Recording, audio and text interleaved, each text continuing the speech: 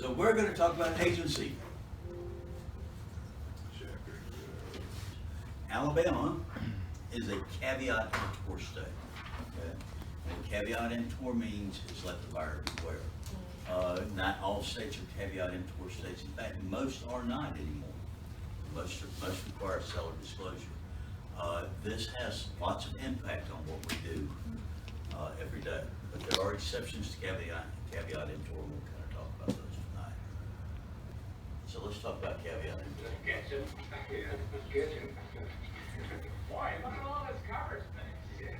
There's a lot of cover space. You like the kitchen? You know, this isn't a bad kitchen. Good kitchen, very important to my wife. Yes. I actually painted this kitchen about 2 months ago. Yeah. Gave it 2 coats. Can't even see that crack anymore. Right. Yeah, you can't see it anymore. Boy, look at these windows. The sun comes right in through there in the daytime. These are great floors. This linoleum's only been down a couple of years. Isn't that right, Mr. Taylor? Yeah. You're right. There's the crack. Where? Shit, no. Where? Oh, yeah. Well, that just shows the house is settled. Well, I guess it's not too important. Yeah. You didn't tell about the noise in the faucets, Paul? You know what? See, you gotta be sure to turn them on all the way, otherwise they do that. It probably just needs a 10-cent washer. Turn off now. Why don't we just take a look at the rest of the house?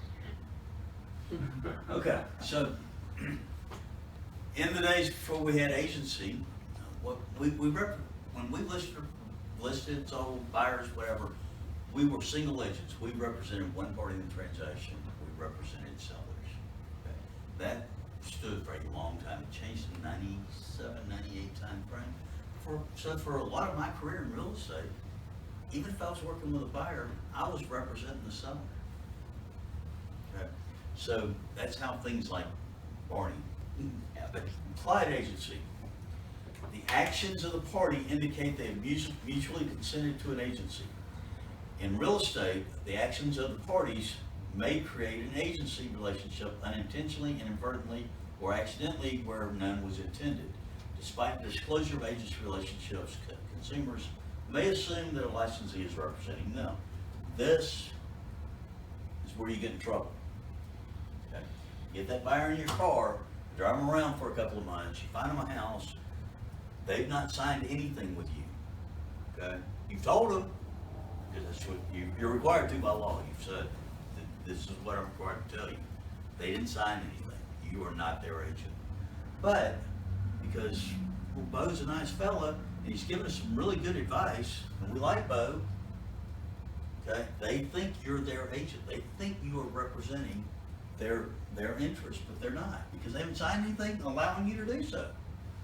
Okay, so when you sell them that house and something messes up, and they come to you and they go, we thought you were our agent, and you say, no, I never said I was your agent. They go to a lawyer, and that lawyer says, well, did he do this? Did he do this? Did he do that? Well, he was acting as your agent. He was an implied agent. He acted just like an agent would. He did things that you construed were in your best interest, or you thought he was going to do things in your best interest just based on his actions.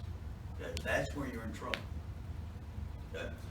Call it secret agency if you want to. Okay? You don't actually have anything signed, but you're acting like it. All right. So what the law says in Alabama, after all these classes and everything, is a couple of things.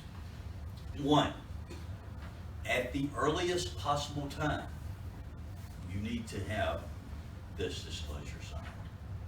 You need to give them this pamphlet.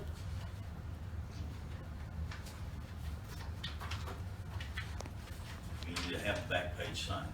Now, what does this pamphlet do? This pamphlet basically does what I just told you, explains agency, explains who does what roles people have, what an agent is allowed, a licensee is allowed to do in the state of Alabama without an agency relationship, with an agency relationship.